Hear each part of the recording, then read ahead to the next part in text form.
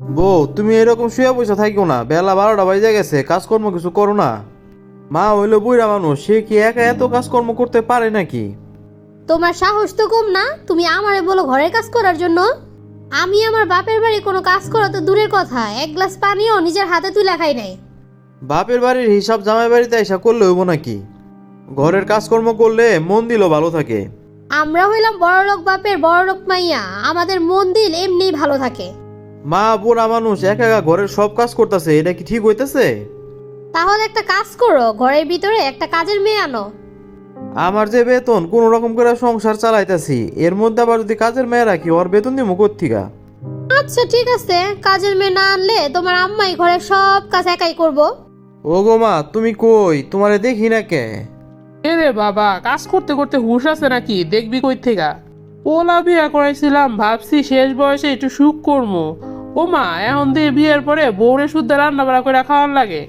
তোর জন্য আমরা পাশের বাড়ির সখিনার মাইয়ারে চাইছিলাম, তুই ওরে বিয়ে করলি না, ওই গরিব, অথচ একটা বড় লোকের মায়া বিয়ে করছিস। এখন সব কাজ আমার করা লাগে, কোনো কাজই করে না। এখন তুই বুঝছস যে বড় লোকের মেয়ের কি যন্ত্রণা। কইরা তখন মজাটা বুঝতাছি, কথায় কথায় খালি খোটা শোনা লাগে, তারপরে আবার কম দামি জামা কাপড়ের পছন্দ হয় না। এই শোনো, অনলাইনে না একটা 3 পিস দেখছি, খুব পছন্দ হয়েছে আমার। দাম মাত্র 5,000 টাকা আর ডেলিভারি চার্জ 120 টাকা। কয়দিন আগেই না তোমার একটা সুতি 3 পিস কিনা দিলাম। শোনো, এসব কম দামি 3 পিস গায়ে দিয়ে আমি আমার বান্ধবীদের সামনে যেতে পারবো না। আচ্ছা ঠিক আছে, আমি জামা নিয়ে দিব মনে, কিন্তু কয়েকটা দিন একটু ধৈর্য ধরা লাগবো। তুমি তো জানোই আমার বেতন কত, এগুলা দিয়েই তো কষ্ট মষ্ট করে সংসার চালাই। তুমি আমার বউ হয়ে যদি এইসব কষ্ট না বুঝো, তাহলে এই দুঃখ আমি কার কাছে যাই কমো? এত কথা তো আমি শুনতে চাই না, 3 দিনের মধ্যে আমি এই 3 পিস চাই। আমি আমার বাপের বাড়ি থাকতে এত কম দামি জামা জীবনেও শরীরে দেই নাই। তোমার বাপের বাড়িতে তুমি এন করছো তেন করছো, আল্লাহর দোহাই লাগে তুমি এইসব কথা আর জামাই বাড়িতে কইও না। তো বলবো না, তুমি আমার এসব কি কম দামি 3 পিস নিয়ে দিছো, একটা তো দামি 3 পিস কিনা দাও নাই। কই রে বৌমা, আসো নাস্তা করে যাও। দাঁড়াও, নাস্তা করে শক্তি বাড়ায় নেই, তারপরে মন খুলে তোমার সাথে ঝগড়া করবো। আমি কোন পাপের সাজা পেয়ে যে তোমারে বিয়া করছিলাম, আল্লাহ তালাই ভালো জানে।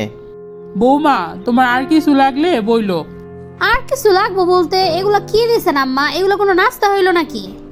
আমার বাপের বাড়িতে আমরা বার্গার পিৎজা এগুলো দিয়ে নাস্তা করছি, এসব কম দামি পাউরুটি এগুলো আমরা খাই না। গো বড় লোক গো, বড় লোকই কারবার, ওইগুলা তো আমগো বাড়িতে এসে হিসাব করলে চলবো না। আমগো যা আছে তা নিয়ে মানা টানা চলতে হইব। আপনারা কেমনে এইসব খাবার খান আমি এটাই বুঝি না, আমার গলা দিয়ে তো এসব খাবারই নামে না। আমার পোলারে পাইছিল ভূতে, সে নবাব জাতি বিয়ে করে নিয়ে আসছে। কি গো মা, তোমার কি মন খারাপ নাকি? কাম কাজ করতে করতে আমার হুঁশ আছে নাকি? তুই নবাব জাতি একটা বিয়ে করে নিয়ে আইসস, ওইটারে আমার সব তৈরি করে খাওয়ান লাগে।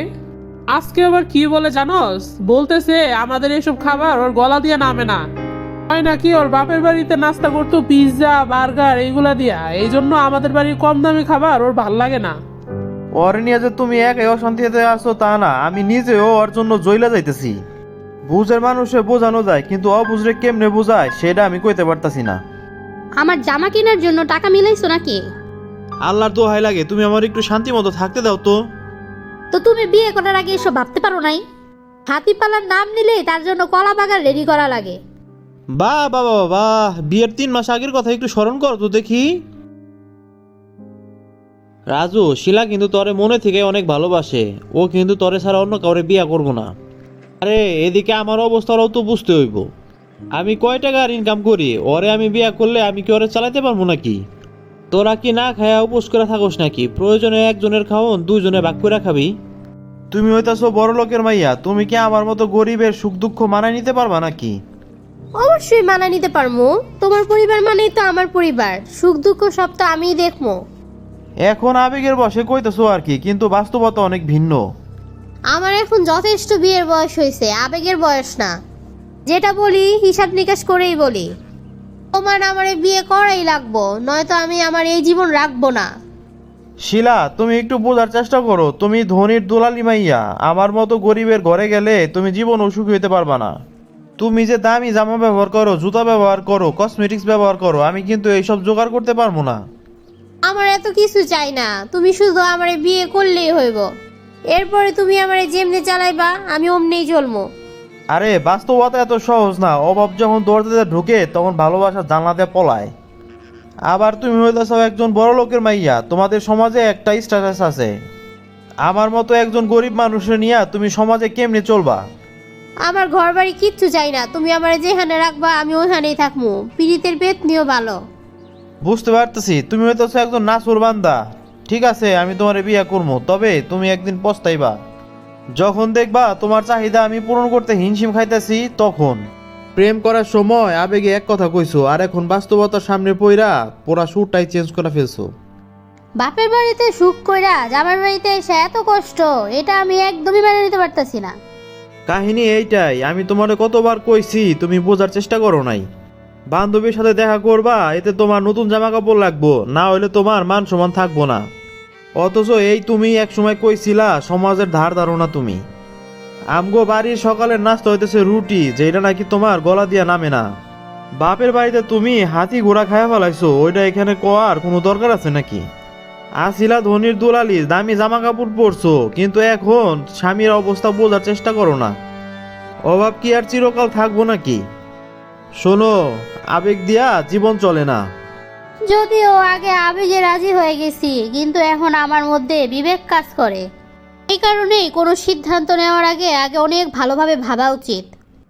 একই লেভেলে বিয়া না করলে কপালে সুখ থাকে না, এটার বাস্তব প্রমাণ হইতেছে আমি। ছেলেদের বিয়ে করার সময় চোখ দুইটা নিচের দিকে রাখা উচিত, আমার মতো উপরের দিকে উঠাইলে সারা জীবন জ্বলতে হইব। প্রিয় বন্ধুরা, আপনারা লাইক, কমেন্ট ও শেয়ার করে আমাদের পাশে থাকুন। আপনাদের একটি লাইক ও কমেন্ট আমাদের নতুন ভিডিও বানাতে অনেক উৎসাহ যোগায়।